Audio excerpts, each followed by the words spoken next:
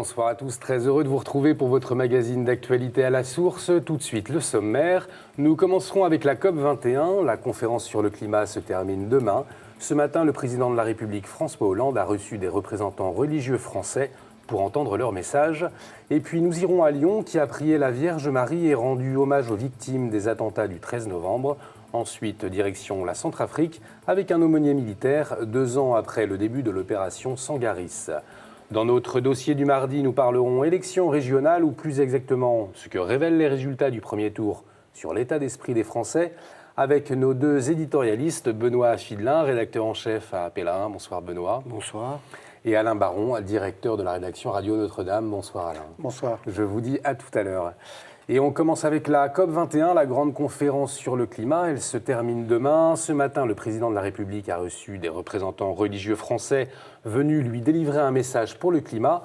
C'est Monseigneur Brunin, l'évêque du Havre, qui représentait l'Église catholique de France. Il était accompagné d'Estelle Grenon, responsable de la COP21 auprès de la Conférence des évêques de France. Elle nous dit quel message a été remis au président de la République, ainsi que sa réaction. C'était évidemment un message pour la justice climatique, pour la justice entre générations, justice entre pays, justice entre les plus pauvres, les plus vulnérables, et puis ceux qui ont plus accès à l'heure actuelle aux ressources naturelles. Je sentais qu'on était quand même sur la même longueur d'onde, qu'il y avait une vraie soif d'unité, qui sentait que la parole était commune à toutes les religions et que l'avenir de la planète et l'avenir de l'humanité dépendait aussi de la prise en considération des autorités religieuses. Il a été souligné un peu les points de désaccord et puis la pression qui devait être encore faite au cours de ces 24 heures sur les financements, sur la répartition aussi des financements pour soutenir les pays en voie de développement à mener un développement plus durable. Et puis aussi la question un peu tendue des pertes et dommages qui n'est pas encore complètement résolue. Mais c'est justement le bras de fer qui attend les 24 heures à venir. Et parmi les associations catholiques qui ont participé activement à la COP21, il y a Caritas. Ses membres ont le statut d'observateurs, mais ont participé à des débats. Émilie Johan, responsable du plaidoyer international au Secours catholique Caritas France, a participé à la COP21 et elle nous dit ses impressions. Pour nous, il est clair qu'il faut un engagement fort des pays développés à contribuer en premier, parce que c'est eux qui sont les plus responsables, et il faut donner une indication claire aux pays en développement sur les types de financement et les montants de financement qui vont être disponibles après 2020. Et ça, pour l'instant, c'est encore en débat. On voit qu'on arrive à mettre des sujets à l'agenda politique, on voit qu'on arrive à rappeler aux pays la place des plus vulnérables, les impacts sur le terrain et puis le rôle qu'ils ont à jouer.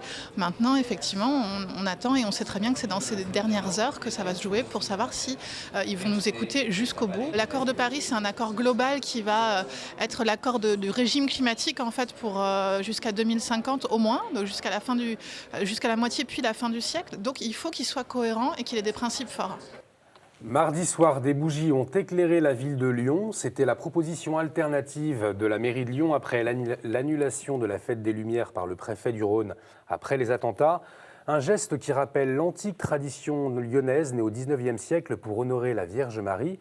D'ailleurs, de son côté, la montée au flambeau vers la basilique de Fourvière a été maintenue et conduite par le cardinal Philippe Barbarin. Un reportage de Coraline Salvoche. Au pied de la basilique de Fourvière, c'est l'heure des derniers préparatifs et les premiers luminants sont installés. Quelques mètres plus loin, le prologue de l'évangile de Jean, formé par 3000 bougies, attend les fidèles. Chaque fois qu'un tweet contenant le hashtag Merci Marie va être mis sur Twitter, eh bien, nous allons allumer un lumignon. Cette année, en effet, le 8 décembre est placé sous le signe du recueillement. En contrebas, sur les collines du Vieux-Lyon, les prénoms des victimes des attentats défilent. Je trouve que c'est une ville qui a pris ce choc très au sérieux et qui le vit avec dignité et invite toute la population à le vivre. Bien sûr, en reprenant le geste des lumignons, en disant vous mettez des lumignons, cette année, mettez-les en solidarité avec tant de familles qui souffrent. Sur le parvis de la cathédrale, justement, les fidèles se pressent pour la grande procession pour la fête de l'Immaculée Conception. Tous apprécient le calme de la ville. Aujourd'hui, on se ressource. On revient à la source, de l'origine du 8 décembre. This big party and this fun time isn't all about the lights. Although they are beautiful, there is a whole second meaning which is much deeper. La foule entame sa montée vers la basilique de Fourvière. Au sommet de la ville, les pèlerins sont touchés par l'atmosphère de la procession. très belle, très priante, chaleureuse, fraternelle. De voir aussi la sécurité, c'était fort de penser aux victimes des attentats. Plus de 6000 fidèles ont fait le déplacement pour prier Marie et rendre hommage aux victimes des attentats. En Belgique, c'est bien ce samedi 12 décembre à 15h que Monseigneur Joseph de Kessel prendra possession du siège archiépiscopal de Malines-Brissel en la cathédrale Saint-Rombaud à Malines. Le roi de Belgique sera également présent. Et puis dimanche à 16h, Monseigneur de Kessel ouvrira la porte sainte en la cathédrale des Saint-Michel et Gudule. Nous reviendrons sur ces grands événements la semaine prochaine. Vous l'avez vécu sur notre chaîne KTO le mardi 8 décembre, c'était l'ouverture de l'année de la Miséricorde. Depuis, les ouvertures de portes se succèdent, comme dans le diocèse de Fréjus-Toulon. Après une procession dans la rue de Toulon, Monseigneur Ray a ouvert dans un geste solennel la porte de la Miséricorde à la cathédrale Notre-Dame de Sées. Des centaines de fidèles ont ensuite franchi la porte sainte. Pour Monseigneur Ray, c'est une grâce par les temps qui courent. Cette année jubilaire tombe à pic. Dans un contexte politique, sécuritaire extrêmement trouble. Comme si, à travers cet événement, le Seigneur nous disait, par-delà les dispositions sécuritaires, policières qu'il faut prendre, il faut d'abord se raccrocher à la miséricorde du Seigneur, faire confiance à Dieu. Et même si nous sommes dans la nuit, nous savons que nous pouvons vraiment nous appuyer sur sa grâce, sur sa miséricorde. Et dans le contexte sécuritaire qu'évoquait à l'instant Monseigneur Ray, on peut souligner l'initiative du Père Marie-Michel, fondateur du Carmel de la Vierge missionnaire. Il a lancé le 8 décembre un plan Vigie-Prière. Chacun est invité à prier quotidiennement la Vierge Marie, dans le métro, dans la rue ou au bureau, pour consacrer la France et le monde à son cœur immaculé. Notons que le 8 décembre marquait également la clôture de l'année jubilaire des 200 ans de l'ordination de Saint Jean-Marie Vianney. Hier, dans la basilique souterraine d'Ars, Monseigneur Roland, évêque de Belley-Ars, a célébré la messe, puis fermé symboliquement la porte de la basilique pour clôturer cette année. La soirée s'est poursuivie avec un spectacle dédié au saint patron des prêtres. On part en Centrafrique maintenant avec cette grande échéance des élections présidentielles du 27 décembre. La Cour constitutionnelle a validé mardi 30 candidatures et l'annonce du rejet de 2 candidats a entraîné de vives tensions mardi dans la capitale Bangui. Des barricades ont brièvement été montées dans les rues et des tirs ont été entendus. Les forces de police et des Nations Unies ont rapidement mis fin aux troubles. On le voit bien, depuis septembre, la situation reste instable dans le pays. C'est d'ailleurs la raison pour laquelle l'état-major français a décidé de maintenir les aumôniers militaires sur place 2 ans après le début de l'opération Sangaris. Le 5 décembre 2013, je vous rappelle, 1200 soldats français sont déployés en 24 heures pour mettre un terme à la spirale de violence et à une situation pré-génocidaire.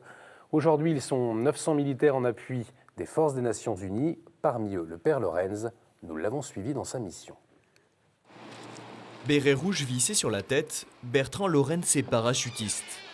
Un para, comme on dit dans l'armée, mais pas tout à fait comme les autres. Ici, on l'appelle le padré.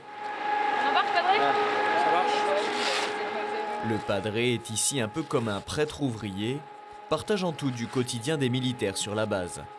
Cet ancien curé de paroisse n'hésite donc pas à enfiler son gilet pare-balles et son casque pour effectuer des patrouilles. C'est un moment très privilégié que de partager ce moment de patrouille parce que c'est en la vivant que nous nous rendons compte du quotidien de leur vie, de ce qu'ils vivent plusieurs fois par jour à travers ces patrouilles qui sont longues et éprouvantes. En fait, c'est bête à dire, mais inconsciemment, on a quand même une présence de Dieu un peu plus matérialisée. Mais je pense que c'est un réconfort d'avoir le padré avec nous. Ça nous donne une armure supplémentaire. En Centrafrique, les militaires français sont quotidiennement confrontés à la mort. Ils peuvent la recevoir, ils peuvent la donner, ou assister à des scènes choquantes de meurtres, parfois d'actes de sauvagerie. Dans ce contexte, la présence de l'aumônier prend tout son sens. Nous sommes là pour penser les blessures de nos soldats qui sont envoyés au front, au combat, et qui, parce qu'ils sont aussi des hommes, eh bien, ne sont pas indemnes de ce qu'ils peuvent vivre. Louange à Dieu dans sa demeure. Il y a quelques semaines, le pape François a rencontré une centaine d'aumôniers militaires. Il leur a dit que leur mission commençait à genoux, dans la prière. Le père Bertrand applique ce conseil au quotidien. Que ce soit sur un char ou à la chapelle, il semble partout à l'aise. Hier au Yémen, dans la ville d'Aden, 4 hommes masqués ont fait sauter une église catholique à l'aide d'explosifs. Elle n'était plus fréquentée depuis de longues années. Le Yémen ne compte que 1% de chrétiens, pour la plupart étrangers, réfugiés ou résidents temporaires. L'église a été construite dans les années 1950 du temps du protectorat britannique. Bonne nouvelle qui nous vient de Corée du Nord, c'est suffisamment rare pour le souligner. Un groupe de 17 personnes, dont 5 évêques catholiques sud-coréens, se sont rendus le 1er décembre à Pyongyang. Ils ont célébré une messe et évoqué les réparations matérielles à effectuer sur la cathédrale Changchung, l'unique lieu de culte catholique du pays. Alors est-ce vraiment une bonne nouvelle? Élément de réponse avec Monseigneur Dupont, évêque émérite de Handong. La Corée du Nord et la Corée du Sud sont tellement ennemies et il n'y a pas de relation courante, habituelle, alors qu'un groupe officiel ait pu, au nom de l'Église catholique, aller faire une visite à la capitale du Nord. C'est un très bon signe. Ils ont proposé que pour les grandes fêtes, pour un prêtre coréen du Sud, d'aller célébrer la messe à Pyongyang. Ils étaient invités par ceux qui représentent le christianisme dans le Nord. Mais alors, lorsqu'ils ont été là-bas, le représentant du catholicisme était quelqu'un que personne ne connaissait. Il venait d'être nommé par le gouvernement. Alors, est-ce que vraiment c'était un catholique de souche? Bien, personne ne le connaissait. Est-ce que ça va apporter quelque chose? Bon, personne ne le sait. Hier, des membres de Nos Maternités Trafic, un mouvement qui se mobilise contre la gestation pour autrui, ont manifesté devant la Cour européenne des droits de l'homme à Strasbourg. Elle est examinée en appel l'affaire italienne Paradisio. Un couple en 2011 a eu recours à une mère porteuse en Russie contre une somme de 49 000 €. Interdite en Italie, les services sociaux ont donc pris en charge l'enfant alors âgé de 9 mois. Le couple ne l'entend pas ainsi et saisit la Cour européenne des droits de l'homme. Une décision sera rendue dans quelques mois. On écoute Caroline Roux, présidente de Nos Maternités Trafic, sur les conséquences de cette décision. Il faut protéger l'ensemble des femmes et des enfants de la planète de la gestation pour autrui. Donc ce que nous demandons, c'est une interdiction totale de la gestation pour autrui. Et nous dénonçons, parce que ce qui est stupéfiant, c'est que la Cour qui se dit des droits de l'homme, justement, laisse violer des droits fondamentaux, et notamment le droit des femmes et des enfants. Et pour ne voir que l'intérêt des requérants du couple commanditaire. Il y a une maltraitance originelle dans la GPA qui ne pourra jamais être réparée. Manuel Valls, notre Premier ministre, a dit qu'il s'impliquerait pour demander une interdiction internationale de la GPA. Donc nous demandons pas seulement des paroles, mais des actes. Et on termine avec l'association Cap-Vray qui est présente au Salon Nautique à Paris du 5 au 13 décembre. Cette association chrétienne regroupe des passionnés de la mer qui propose notamment des sorties en mer aux plus démunis. Les guides et scouts d'Europe Marin, les scouts et guides de France Marin, les réseaux jeunesse ignatiens ont eux aussi un stand. J'ajoute que dimanche à 10h30, une messe sera célébrée au Salon Nautique dans le hall 1 en mémoire des péris en mer. Voilà ce que nous avons retenu pour vous aujourd'hui. On retrouve la chronique du Père Armogat qui revient sur cette journée du 8 décembre, jour de l'ouverture de l'année de la Miséricorde et jour de l'Immaculée Conception.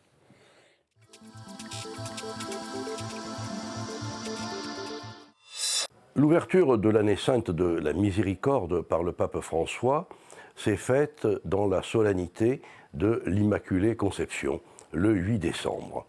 Et je crois que le choix n'est pas fortuit et nous permet de bien comprendre ce que c'est que cette année sainte de la Miséricorde et ce que c'est que l'Immaculée Conception. Parce que si nous croyons que l'Immaculée Conception, c'est le signe du dessein divin, que Dieu de toute éternité a voulu racheter l'humanité, a voulu racheter le cosmos en s'incarnant dans le sein d'une femme, et que l'Immaculée Conception, c'est précisément la longue préparation du vouloir divin pour sauver le monde, alors nous comprenons que Dieu est miséricorde, et que l'Immaculée Conception est au cœur de la miséricorde divine. Une miséricorde qui se confond en Dieu avec la justice. On essaie parfois d'opposer justice et miséricorde. Mais précisément, La justice divine consiste à reconnaître que l'homme est faible et qu'il a besoin de toute la puissance de Dieu qui s'est déployée dans la faiblesse de l'incarnation pour pouvoir être sauvé. La béatitude des miséricordieux est singulière. Les autres béatitudes sont des béatitudes de contentement. Les affamés sont rassasiés, ceux qui ont soif sont désaltérés, ceux qui pleurent sont consolés. Les miséricordieux, eux, obtiendront miséricorde, une sorte de béatitude circulaire. Cette miséricorde qui est en eux, c'est de Dieu qu'ils la reçoivent. Et cela nous permet de continuer ce discours de la miséricorde jusqu'à nous. La miséricorde divine qui s'est exprimée dans une femme de notre peuple, la Vierge Marie, continue jusqu'à nous dans les œuvres de miséricorde que nous sommes appelés à faire, en reconnaissant à chaque fois que cette miséricorde, c'est de Dieu que nous la tenons. Et c'est pourquoi il est bon que l'année sainte de la miséricorde ait pu être ouverte dans ce jour merveilleux où nous fêtons la miséricorde divine dans la solennité de l'Immaculée Conception. Merci mon père, à très bientôt. Tout de suite, on passe à la revue de presse.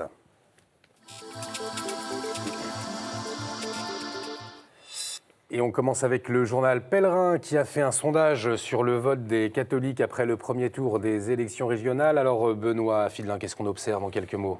On observe d'abord une bonne nouvelle, une participation très forte des catholiques pratiquants.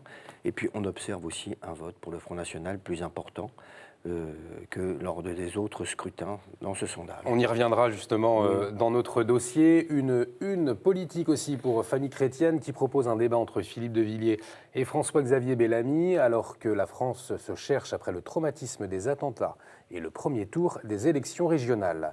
Dans l'hebdomadaire La Vie, Jean-Pierre Denis revient lui aussi sur le premier tour des régionales avec un constat: vérolés et verrouillés, les appareils politiques classiques sont en retard sur la société civile. Cette semaine, La Vie vous propose également un dossier sur la méditation. Alors que la COP21 se termine demain, le journal Réforme vous propose 20 gestes concrets pour la planète, abandonner sa deuxième voiture ou favoriser les fruits et légumes de saison. Des gestes simples pour contrer le réchauffement climatique. Voilà pour votre revue de presse. Il est temps de retrouver nos invités pour notre dossier.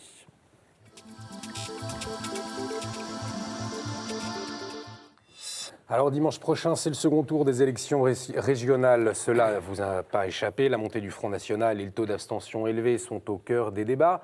Benoît Fidelin, vous avez tenu à parler de votre sondage sur les catholiques avec tout de même un constat marquant. 40% des catholiques pratiquants ont voté Front National. Alors tout d'abord, messieurs, comment ne pas avoir une analyse trop réductrice de ce chiffre ? D'abord, ce n'est pas 40%, c'est 34% des catholiques. Pardon, des catholiques, tout catholique confondu, les pratiquants réguliers, les occasionnels et non pratiquants. Et donc, chez les pratiquants réguliers, au mois de mars, lors des élections départementales, seuls 9% avaient voté pour le Front National. C'est un sondage qui avait été fait par l'IFOP, notre partenaire à l'époque. Et là, on s'aperçoit que c'est monté à 24%. Donc c'est un premier chiffre. Et puis, ce chiffre est beaucoup naturellement plus important quand on prend les catholiques dans leur ensemble. Alors même si le chiffre de 24% est en deçà du vote français qui est autour de 29%, c'est quand même un signal d'alerte qui n'est pas négligeable. Alors comment est-ce que vous analysez ces chiffres ?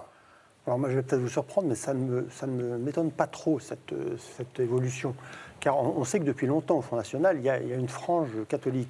Alors, c'était souvent des intégristes, mais depuis un certain temps, depuis les dernières années, il y a des éléments qui font que certains catholiques ont sans doute franchi le pas. Je pense notamment à la Manif pour tous, où je pense qu'il y a des jeunes qui étaient engagés à la Manif pour tous, ou des jeunes ou des moins jeunes, qui ont pu franchir le pas cette année. Je pense à l'effet Marion Maréchal Le Pen, qui, elle, revendique ouvertement son appartenance à la religion catholique. On se rappelle de l'événement qui avait été sa participation à une université d'été dans le diocèse de Fréjus cet été, qui avait fait couler beaucoup d'encre. Et je pense aussi tout récemment à l'affaire des crèches, par exemple. L'affaire des crèches qui a choqué beaucoup de gens, beaucoup de catholiques. Et qui a lancé cette affaire des crèches ? C'est M. Barouin, qui est des Républicains. Et donc, ces catholiques qui, peut-être autrefois, restaient plutôt vers la droite classique, ça fait beaucoup d'éléments qui les ont sans doute énervés ou incités peut-être à franchir le pas. Vous rejoignez un petit peu cette analyse ? Oui, en partie, en grande partie, hein, vous avez raison. Mais je pense que la Manif pour tous a dû jouer énormément. Mais quand on interroge dans notre sondage IFOP, là, pour Pellerin, les raisons du vote des catholiques, quand même, à 71%, ça reste l'emploi. Et le Front National, tout le monde sait que dans un pays qui connaît depuis 40 ans le chômage de masse, qui détruit naturellement une société, c'est pas sans effet. Donc il y a l'emploi, il y a toujours le pouvoir d'achat, et il y a le terrorisme, et les migrants, ils arrivent qu'en 4e position avec, c'est vrai, 52%.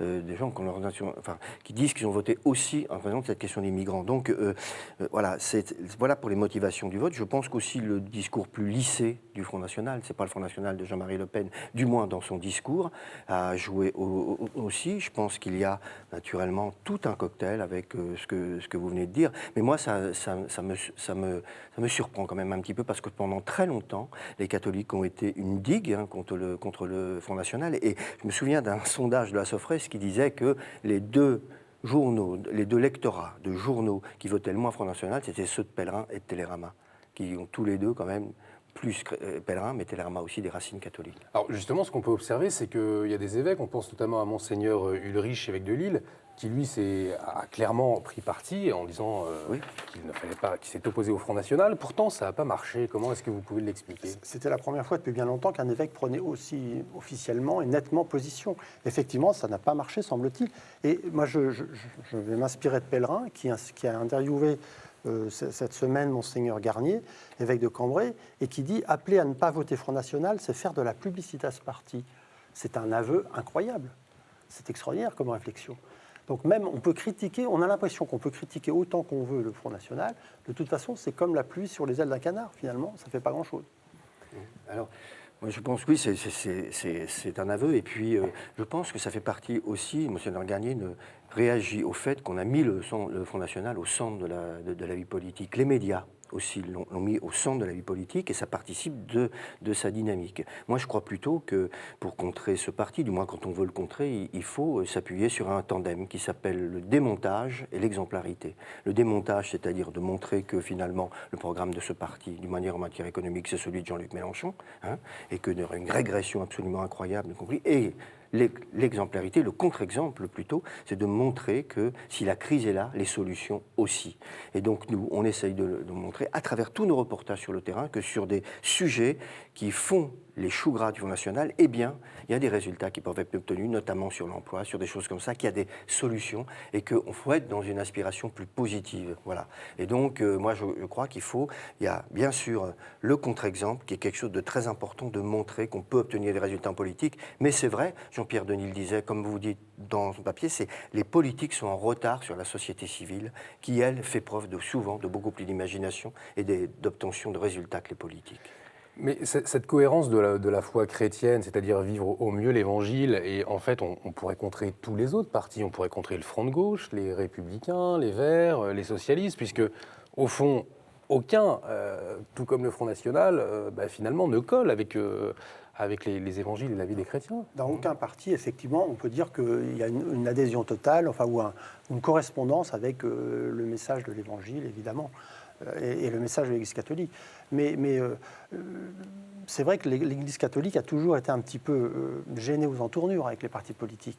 Et là, on voit, moi je repense à Marion Maréchal Le Pen, elle a un discours qui peut séduire beaucoup de catholiques. Et je pense que ça a marché dans le Sud, enfin dans PACA, ça a marché. Je vous propose, il y a eu le Front National, il y a aussi l'abstention qui est très forte. Je vous propose d'écouter le père Burguin à ce sujet-là. On sent bien que ces élections révèlent une crise assez profonde de notre pays. Une crise à plusieurs niveaux. Il y a une crise politique, tout le monde le dit. Il y a une crise de société aussi, parce qu'en fait, on sent bien qu'à travers l'abstention, qui est le premier parti de France, il faut quand même rappeler que ce n'est pas le Front National, le premier parti de France, mais bien l'abstention.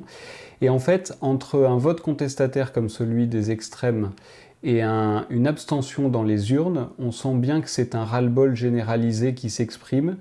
Et donc je pense qu'on arrive au bout d'un cycle politique. Il y a aussi une forme d'insouciance qu'il faut que les chrétiens dénoncent. C'est-à-dire que quand on est un citoyen, on prend ses responsabilités. Et donc il n'est pas normal que dans un pays comme la France, on ait 50% d'abstention. Et je le vis en malaise et avec une vraie inquiétude, parce que l'histoire nous montre que de tels ras-le-bol peuvent donner des crises beaucoup plus profondes encore. Une réaction à cette intervention qu'on vient d'entendre? Absolument d'accord. L'abstention, c'est un fléau. Il faut aller voter. On a la chance, on vit dans un pays de liberté. Notre façon de s'exprimer, c'est le vote. Il faut aller voter. Quoi qu'on vote, il faut aller voter. Oui, mais moi je le pense aussi, et je pensais qu'il y aurait, après les événements, là, un regain, un sursaut participatif. Or, il n'a pas vraiment eu lieu, même s'il y a quelques points en plus. C'est le premier degré de la citoyenneté, comme le disait Alain Duhamel dans une interview qui observe la vie politique depuis 50 ans, une interview que j'ai réalisée de lui la semaine dernière. C'est le premier degré, et on n'a pas le droit de traiter cet acquis que le monde entier des pays nous envie avec autant de frivolité. Et je pense que c'est, comme il dit, comme le dit le père, c'est le témoignage d'une crise profonde, mais aussi d'une défiance profonde vis-à-vis du personnel politique. Mais là encore, on sait ce qu'il faut faire pour renouveler le personnel politique. Il y a 5 mesures que tout le monde connaît et qu'on peut prendre demain pour tout changer. Or, on n'arrive pas à les prendre et ça devient une urgence pour obtenir des résultats sur le plan politique. Alain Baron, un dernier mot pour conclure. Moi, je rejoins tout à fait Benoît Fidelin. Mais il y a aussi quelque chose de assez... On a vu que les jeunes votaient pas mal pour le Front National. Il y a un petit côté transgressif aussi chez les jeunes. Et ça, c'est assez curieux à observer. Et je pense, encore une fois, à cette filiation, peut-être avec la Manif pour tous.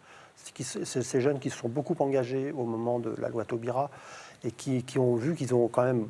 Ils n'ont pas pu empêcher la loi, mais ils ont quand même gêné le gouvernement énormément. Et je pense qu'il y a une partie qui se retrouve là. Et ce côté transgressif est assez étonnant. Merci beaucoup, messieurs. Merci d'avoir accepté notre invitation. Merci à vous également de nous avoir suivis. Vous pouvez revoir cette émission sur notre site www.kto.tv.com. Je vous dis à mardi prochain. Excellente soirée sur KTO.